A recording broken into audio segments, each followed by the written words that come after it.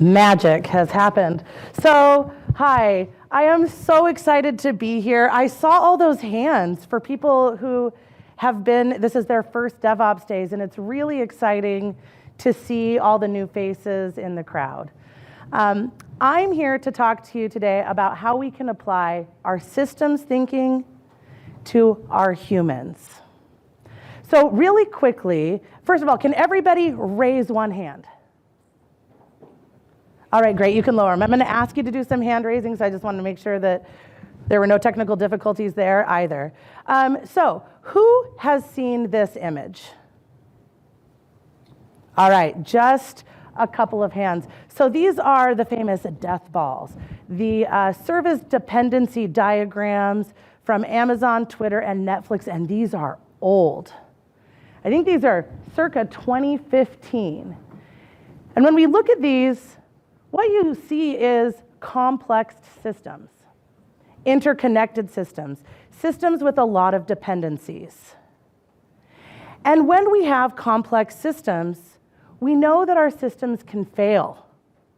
It's not an if they're going to fail, it's a when our systems are going to fail.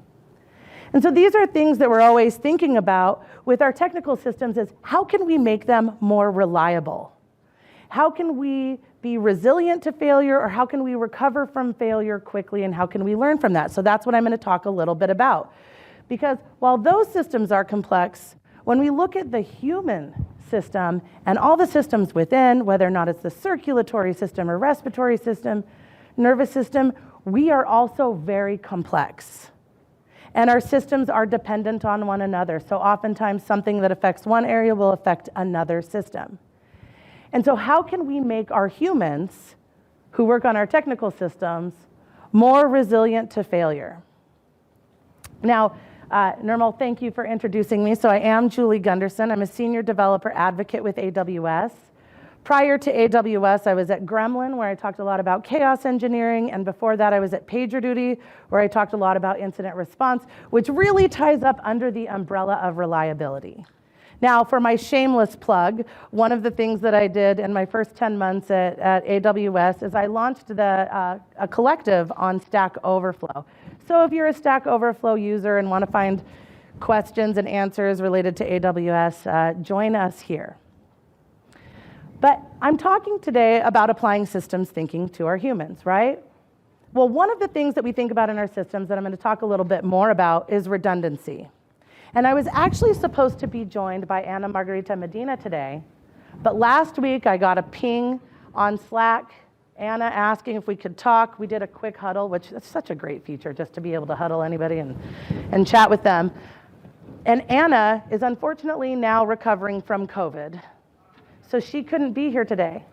But that was okay, because we had redundancy built in. There were two of us. If one of us couldn't make it, the other one could be here to give the talk. And so these are some of the things that we're going to be talking about. Now, I'm going to be talking a bit about reliability, and according to the well-architected framework from AWS, reliability is the ability of a workload to perform its intended function correctly and consistently when it's expected to. Now, I think one of the things that we've all seen, especially over the last 3 years, is there's an absolute global increase in the push for reliability. Because our systems, everything now is so dependent on our technical systems. We can talk about safety, your airline systems, your transportation systems, medical equipment and hospitals, to the economic impact if some of our systems go down.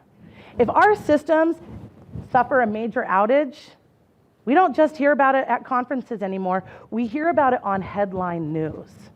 That can also affect the reputation of a company. And then quality of life. So by a show of hands, well, it should be all of us, but who spent the last 3 years at home binge watching Netflix? Okay, apparently not all of us. But with that, our quality of life was greatly impacted by technology. Folks were able to order groceries and food and have it delivered to their house, binge watch Netflix or Hulu or whatever it is that you're watching. But technology impacts all areas of our life. It impacts the environment with wastewater treatment. and companies' reputations. So that increase in the push for reliability, that can lead to a lot of stress on your humans. Because now we have the burden of the world on our shoulders to make sure that our systems are working. So I want to talk a little bit about the principles of reliability. And here are just a few of them. But one of the principles is to automatically recover from failure. So what automation do we have built into our systems that can alert us on things like KPIs that directly relate to business values? What do we have built into our systems where they can automatically recover from failure on their own?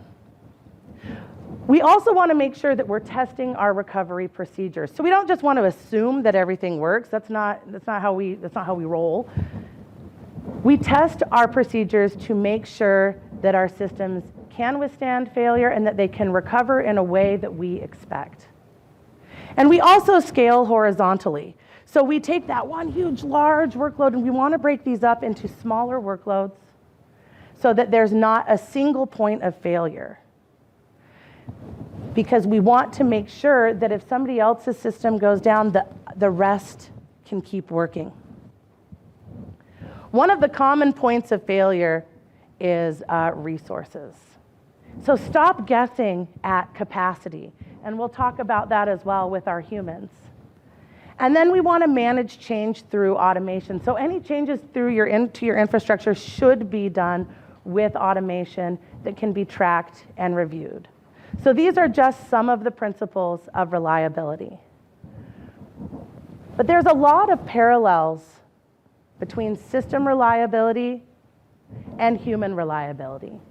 So dependability, what you see here is that technical and human systems should be dependable.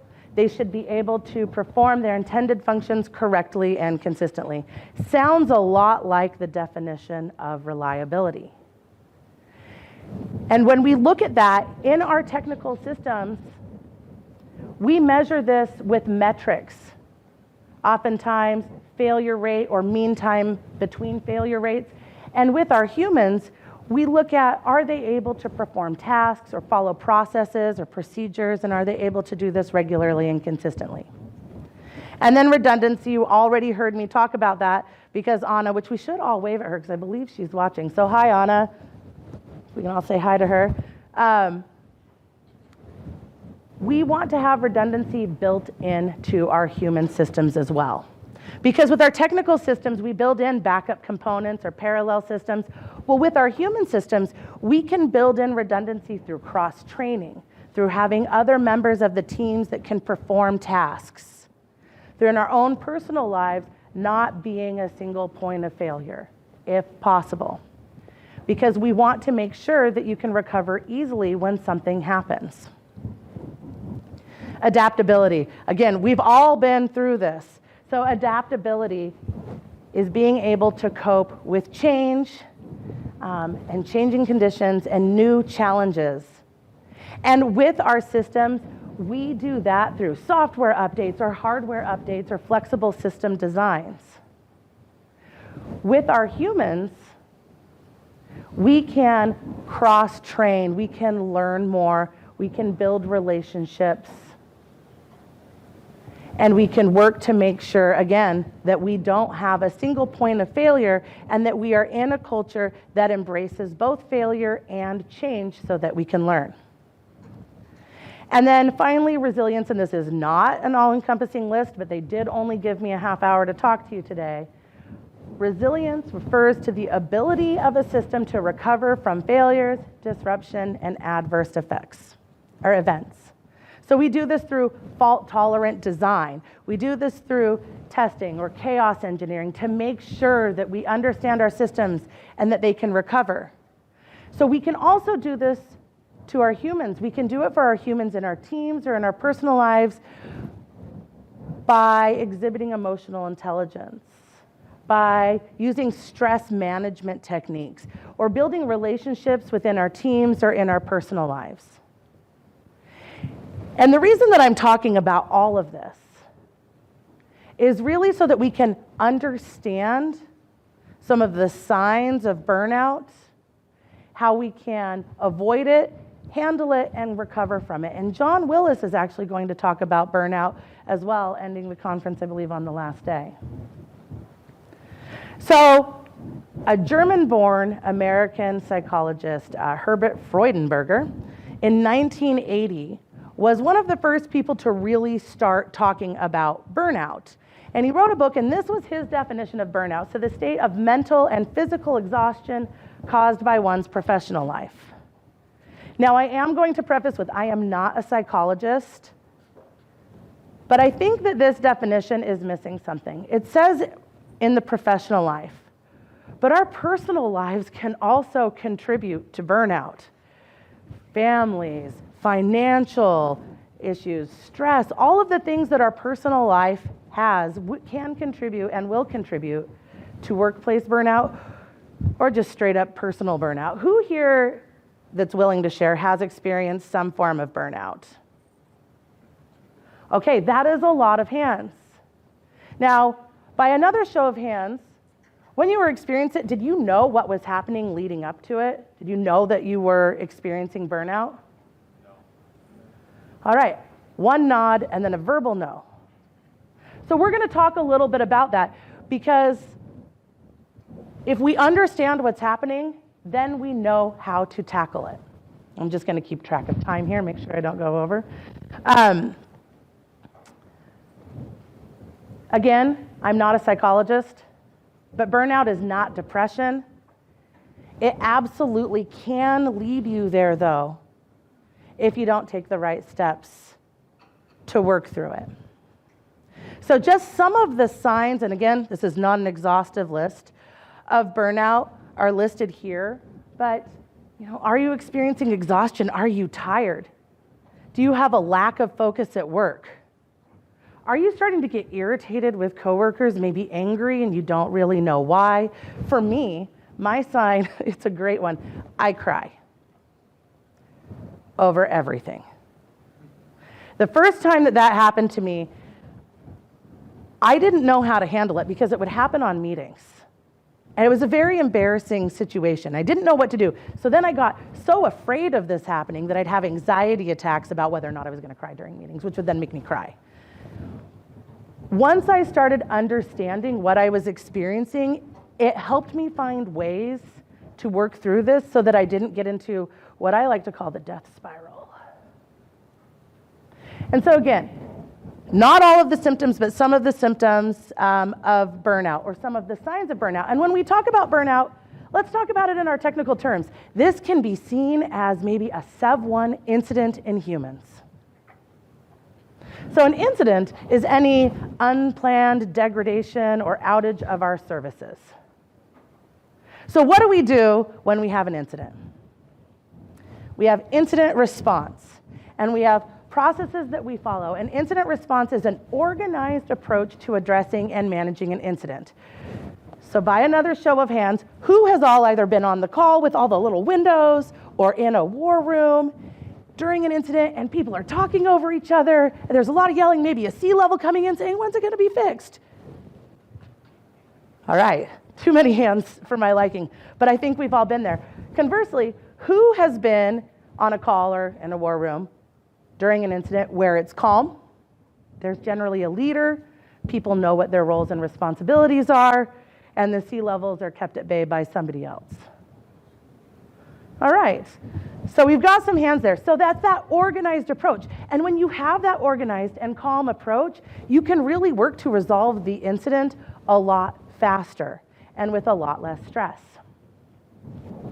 Because when we look at the goal of incident response in our technical systems, it's to handle a situation that limits damage and reduces recovery time and costs.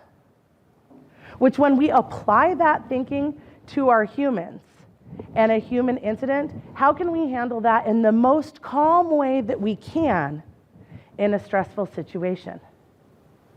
So incident response in our technical systems, we have these steps that we go through. So preparation.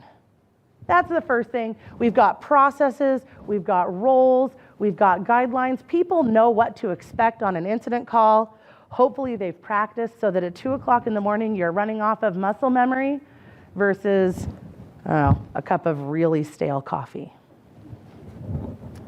So we've prepared. Now we have an incident. It fires off. PagerDuty alerts us. We've detected it. We go in and assess that incident. What's the severity here? Is this a Sev 1? Do I need to drop everything and fix it right now, or can this wait maybe till business hours?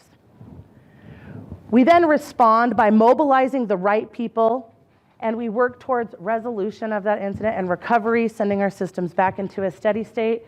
And then ideally, we are conducting postmortems so that we can learn from that incident and identify those contributing factors that led us there. Some people could say that life is just one ongoing Sev 3. Because we have incidents in our life, right? So how can we apply our incident response practices to our life? Well, we can prepare just like we would with incident response. Now this one, you can create your own personal incident response plan. And one of the things that you can do here is just make a list of who to contact if certain things happen.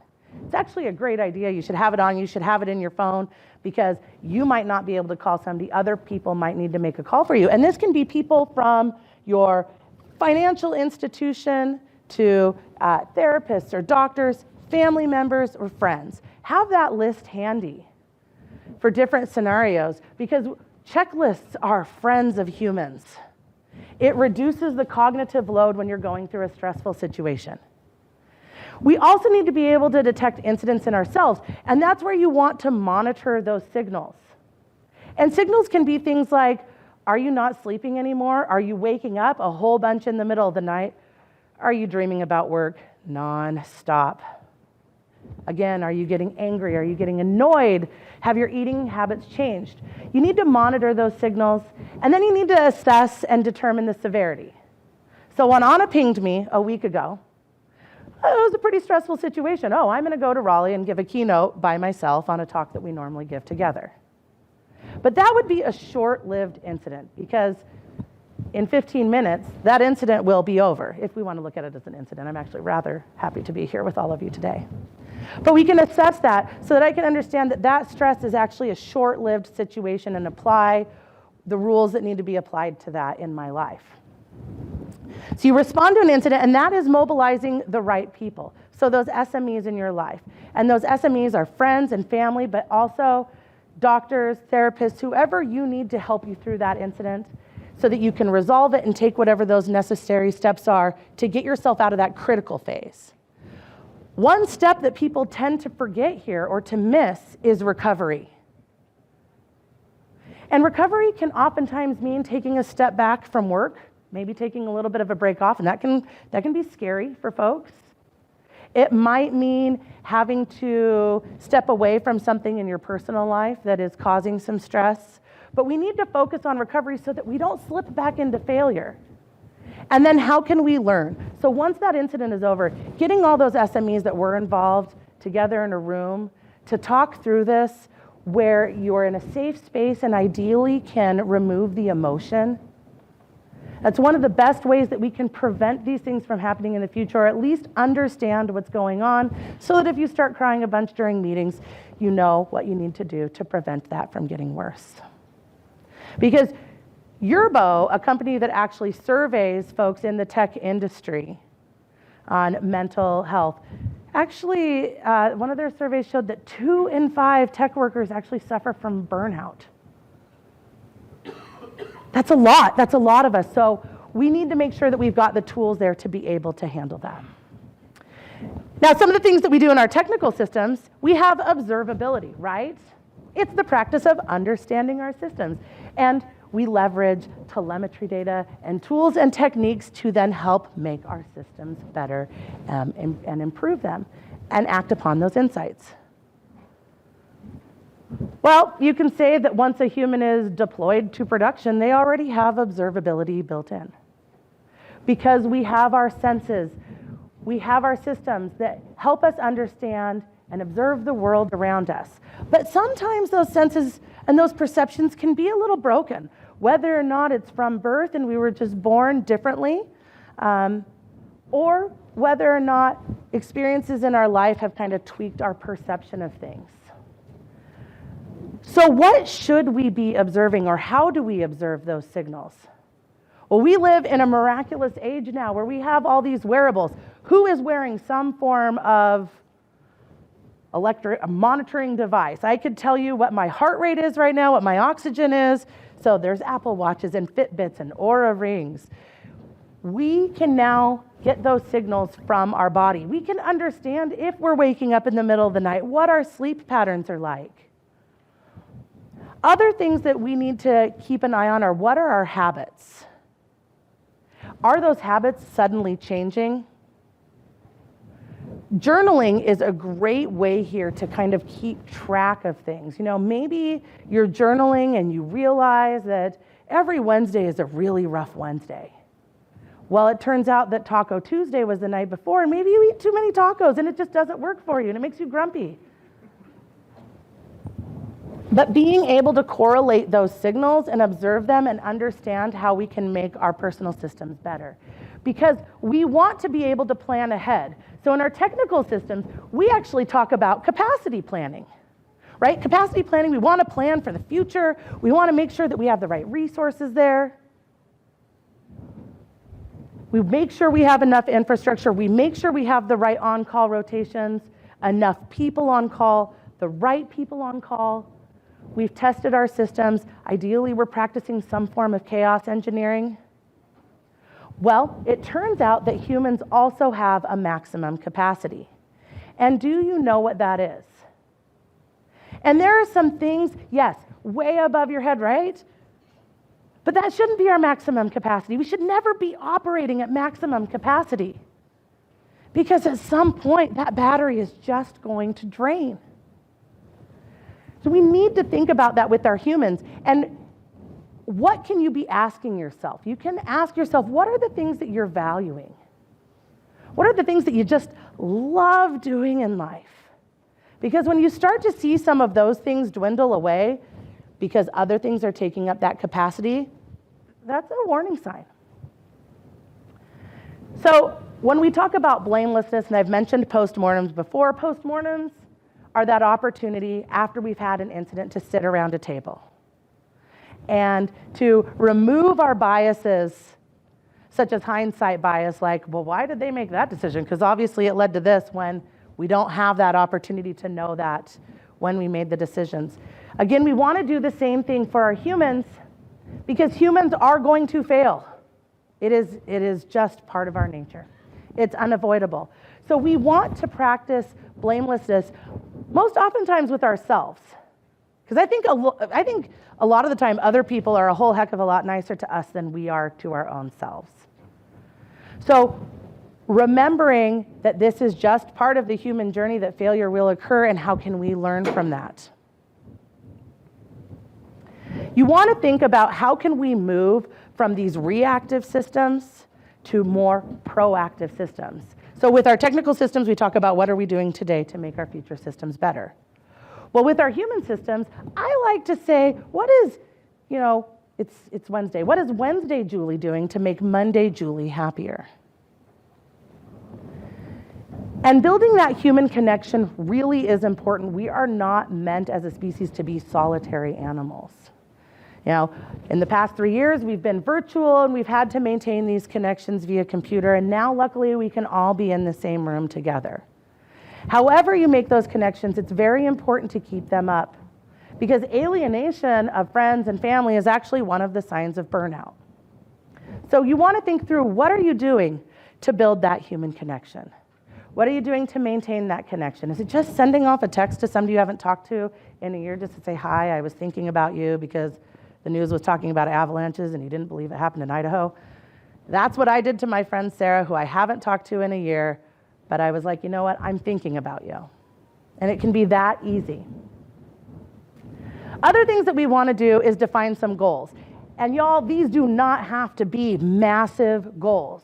So I got this brand new Lego set, and actually it's not even a brand new Lego set. I got it a month ago. I got Rivendell. I don't know if anybody else has seen that one. I'm so excited. I was so excited. I was staying up until midnight so that I could get that Lego set right when it got released. I haven't even opened the box.